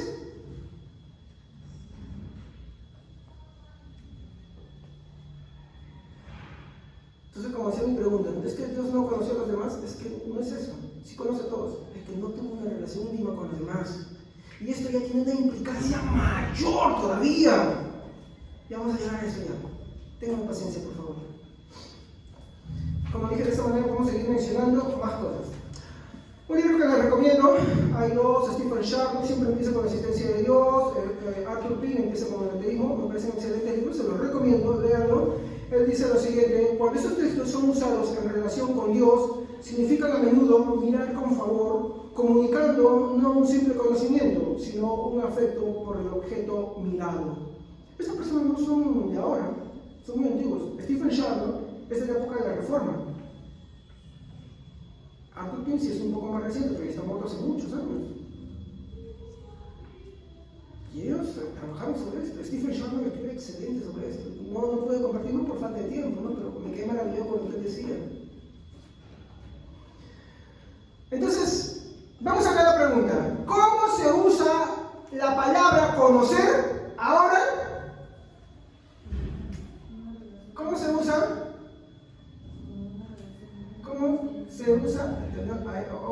Ahí vamos a llegar. ¿Cómo se usa el Nuevo Testamento? Porque le dije que si es un concepto importante, tiene que estar en el Antiguo Testamento, no en un solo versículo, tiene que estar abundantemente, ¿sí o no? ¿Estamos? El arminianismo solamente lo tiene en un par de versículos, hermanos, no lo tiene más. Eso es un datito más que se los doy. Me tomó mi tiempo hacer mi tareita para eso.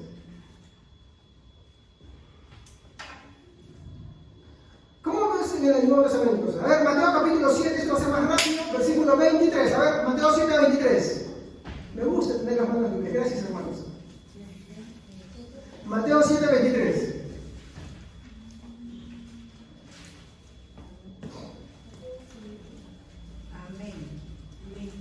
A ver, hermano, vamos, rapidísimo.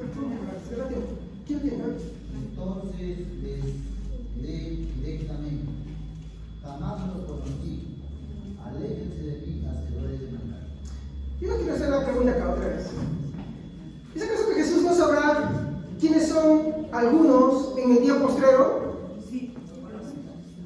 ¿Él no sabrá quiénes son? Conoce a todos. ¿Y por qué dice, apartados de mí, no los conozco? ¿Por qué no los conozco? Pensemos ahí. Juan 10, 14. Juan 10, 14. Juan 10, 14. Estamos viendo la palabra conocer. Hay infinidad, mi hermano. Solo tenemos un poquitito, pero más. Amén. Yo soy el buen pastor. Conozco a mis ovejas y ellas me conocen a mí.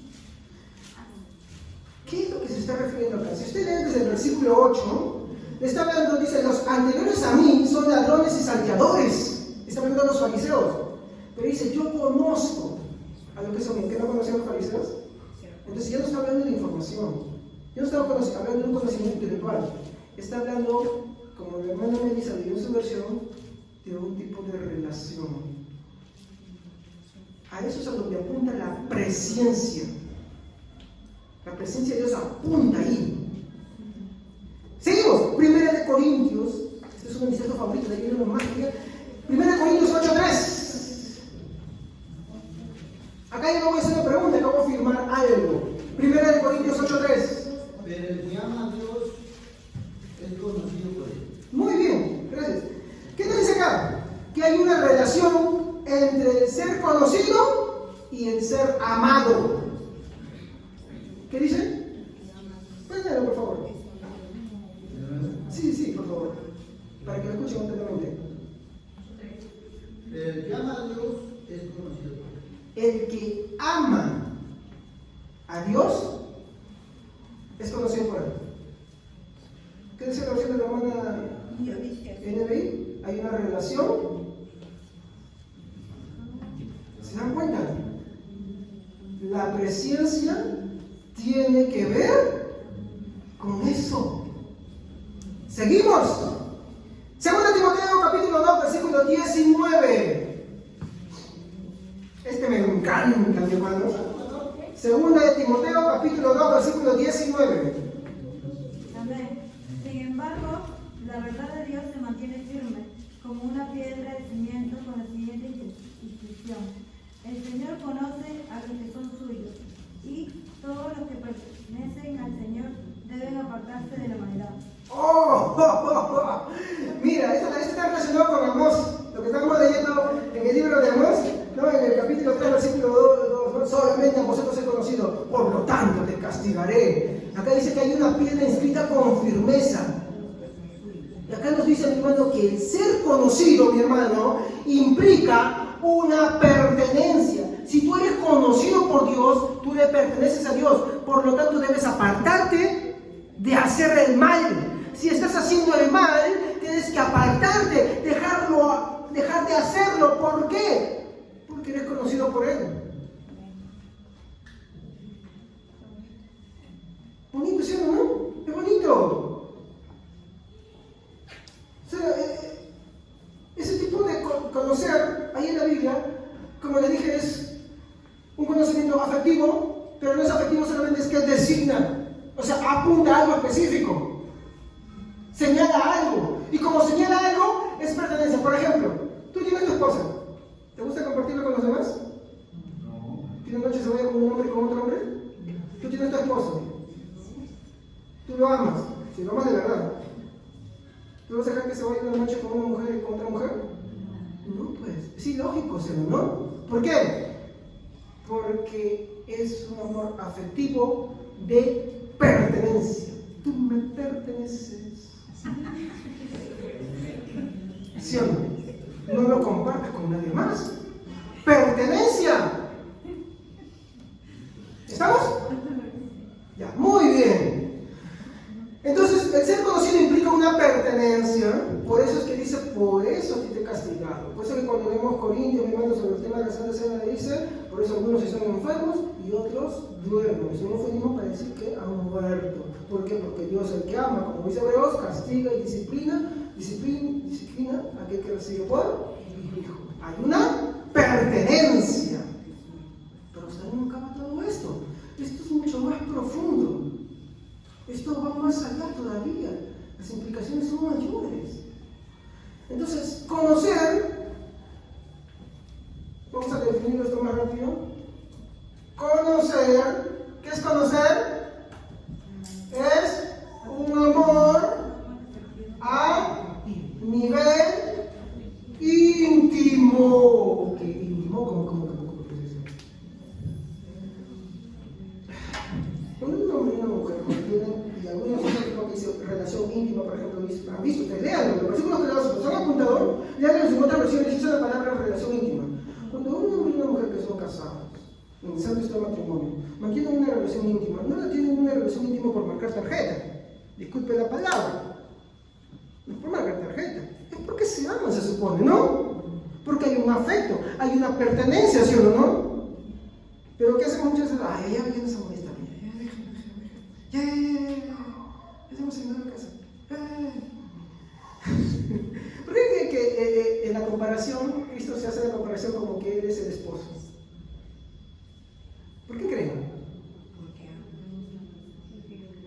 Ahora, la relación íntima del hombre y la mujer es una figura para representar el tipo de vínculo que Dios desea tener con su iglesia, con cada uno.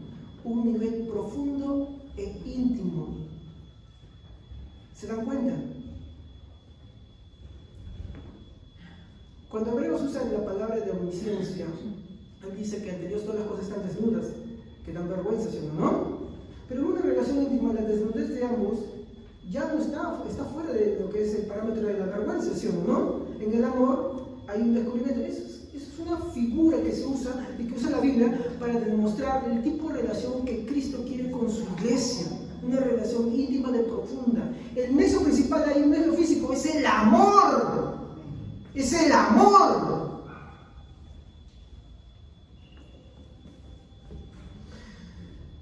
Entonces, conocer es un amor a nivel íntimo. ¿Tienen dudas? Unos versículos más. Génesis capítulo 4, versículo 1. Génesis capítulo 4, versículo 1. Vamos, hermanos. Ustedes pueden todavía. Si yo puedo, ustedes pueden.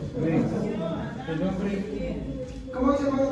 Conoció Adán a su mujer, Eva, la cual concibió y dio a luz a Caín, y dijo, por voluntad de Jehová he adquirido varón. A ver, vamos a hacerlo como si fuera un minuto. ¿Qué le dice entonces? Hola Eva, mucho gusto en conocerte. ¿Que no la conocía antes? Sí la conocía. Pero está hablando de un tipo de conocimiento a nivel informativo. ¿De qué está hablando? Íntimo. De hecho, algunas traducciones lo dicen, ¿no? Y Caín no tuvo relaciones con Eva, ¿no? No, pero Adán tuvo relaciones con Eva y dio luz a Caín. ¿Sí o no?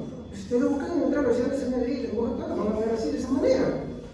Entonces, conocer ahí tiene otra implicación. Ya no es conocimiento medio de desinformación, sino es un conocimiento íntimo. Muy bien. ¿Con qué fines? Pero creativo. ¿Sí o no? Muy bien. Es una figura, no voy a pensar que con Dios y hombre, como hay herejes que dicen que no, que Dios es hombre como hombre y que hay un Dios madre, no, por favor. Son solamente figuras, Dios es espíritu, ya veremos ese atributo, ya. O sea, aclaro esto para que no salgan mis palabras de contexto. Acá ya les va a gustar a muchos. Mateo 1, 24, 25. Este concepto, miren, lo que vamos a hablar es un concepto que habla de que conocer es unirse en intimidad en el Antiguo Testamento. Ahora vamos a ver que ese concepto en el Nuevo Testamento tampoco ha cambiado. Porque ya no, porque ¿sabe qué es el hebreo? Además también el griego. En el griego también te vamos a digo, este es arameo, pero sí. A ver, Mateo 1, 24, 25. Amén.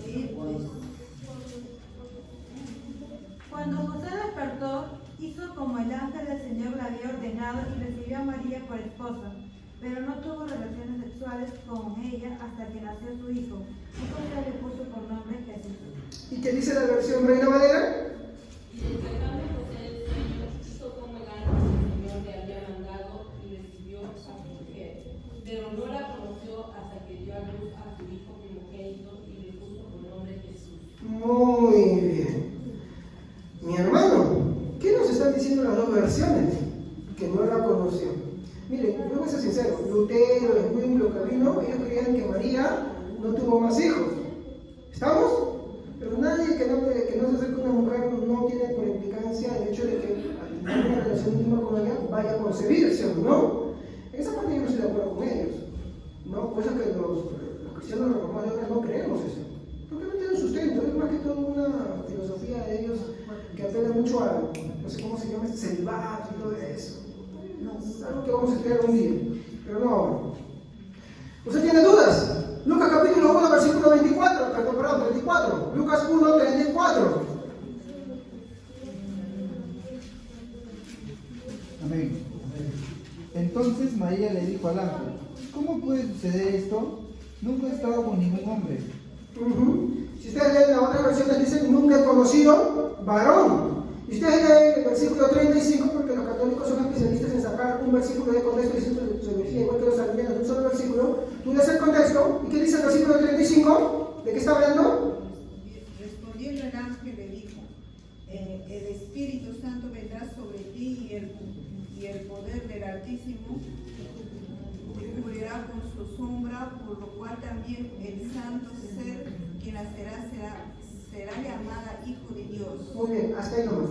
Entonces, en el contexto, el ángel está hablando a María que ella va a concebir y dar a luz un niño, el cual será el Salvador. Y ella dice, ¿cómo es esto posible si yo nunca he conocido a un varón o a un hombre? Entonces, ¿cuál es el lenguaje que tanto Lucas y Mateo están usando de que conocer? No habla de que, hola María, mucho gusto, ¿cómo estás María? No te conocía, de qué gusto conocerte hasta ahora. No, está hablando de relaciones íntimas. Muy bien. Conclusiones. En los pasajes que hemos tomado, al usar la palabra conocer, ¿qué aplicación debe darse? Tenemos dos opciones. Estamos hablando de la presciencia, ¿ya? Ya estamos terminando. Pues alguno está preocupado. presencia. Tenemos solamente una respuesta. A ver, por descarte. Es un conocimiento tipo información.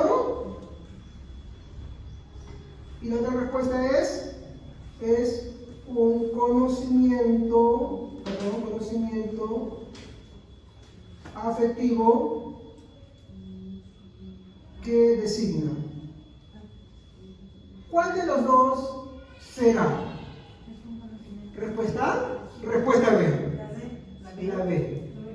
A eso se refiere. Muy bien. Porque cuando hablamos de esto, ¿a qué se está refiriendo? Es el atributo pasado, ¿sí o no? Pero hoy estamos hablando de la presencia, ¿sí o no? Entonces es la segunda. ¿Estamos? A eso se refiere. Entonces, la presencia de Dios, tiene consecuencias soteriológicas. Pastor, ya no está hablando de lenguas. No se preocupe. Cuando estamos hablando de soteriológico, estamos hablando de salvación. Hablar de la presencia de Dios, es hablar de salvación. Sí, es hablar de salvación. La presencia de Dios es que Él, de manera soberana, sin coacción ni influencia externa, escoge y destina a quienes amará desde antes de la fundación del mundo para salvación. De hecho, este es un versículo que me tenía acordado cuando tú ves 1 Pedro, en el capítulo 1, versículo 2, decía, elegidos según la presencia de Dios, o por el conocimiento, y tú sigues leyendo todo el capítulo, porque así es la forma correcta, y llegas al versículo 20, tú vas a ver que habla de Jesús como destinado. ¿Y saben qué quiere decir destinado? Estoy hablando de 1 Pedro 1:20, el mismo capítulo. Exacto. Pero, a ver, ¿saben qué quiere decir? Previo conocimiento. Eso solamente lo ven cuando lo ven en griego. Pero en muchas Biblias van a encontrar esta palabra. Por eso nosotros los reformados creemos en esto. Perdón.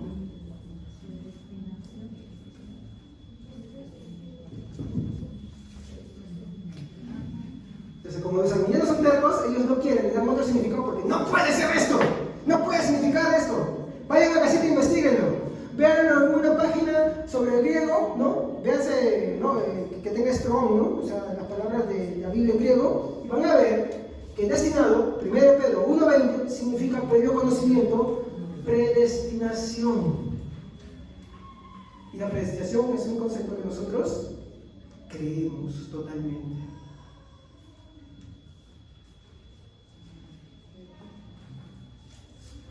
¿Qué significa?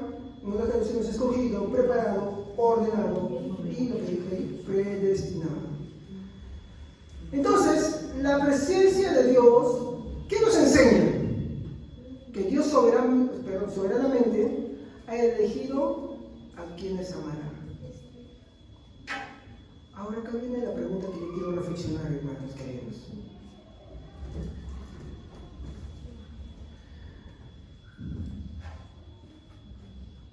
¿Por qué lo hizo?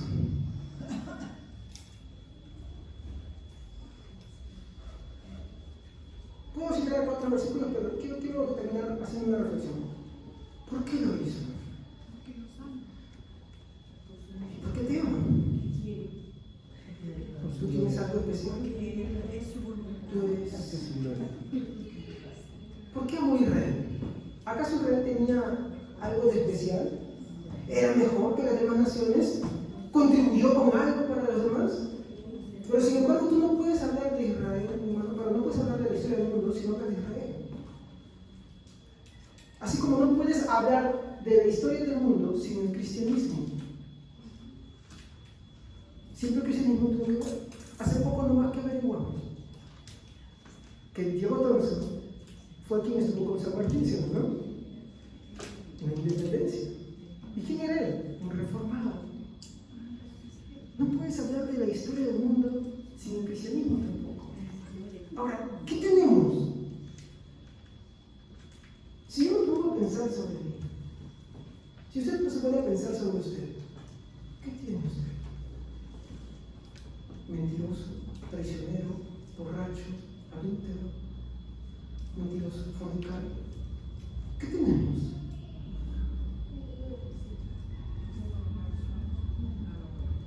No hay nada bueno.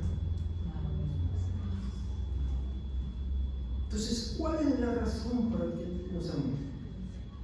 No lo sabemos. No lo sabemos. Ni lo sabremos acá.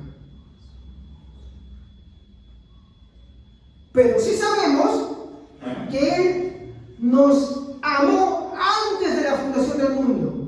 Y como Él nos amó antes de la fundación del mundo, la consecuencia de ese amor es que nosotros podemos creer. Porque el hombre no puede creer por sí mismo. Sí, basta con que te analices. Piensa, ¿por qué no puedes creer por más que el Evangelio haya llegado a tu vida durante muchos años?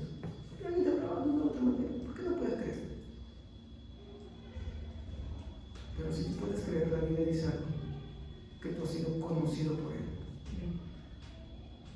Si tú puedes creer, no es porque tú puedas por sí mismo. La Biblia dice, cuando Jesús hablaba, y le dijo a sus discípulos, nadie puede venir a mí, escuchen, nadie puede venir a mí si el Padre no lo trae. Ese nadie no es un negativo absoluto.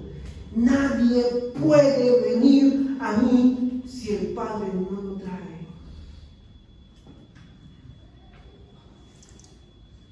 Ahora, nosotros no sabemos quiénes serán los que Dios ama.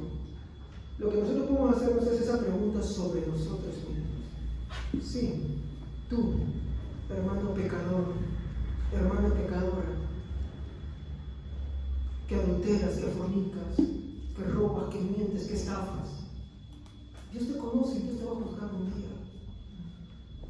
Pero si tú eres sensible al mensaje de la palabra de Dios, si tú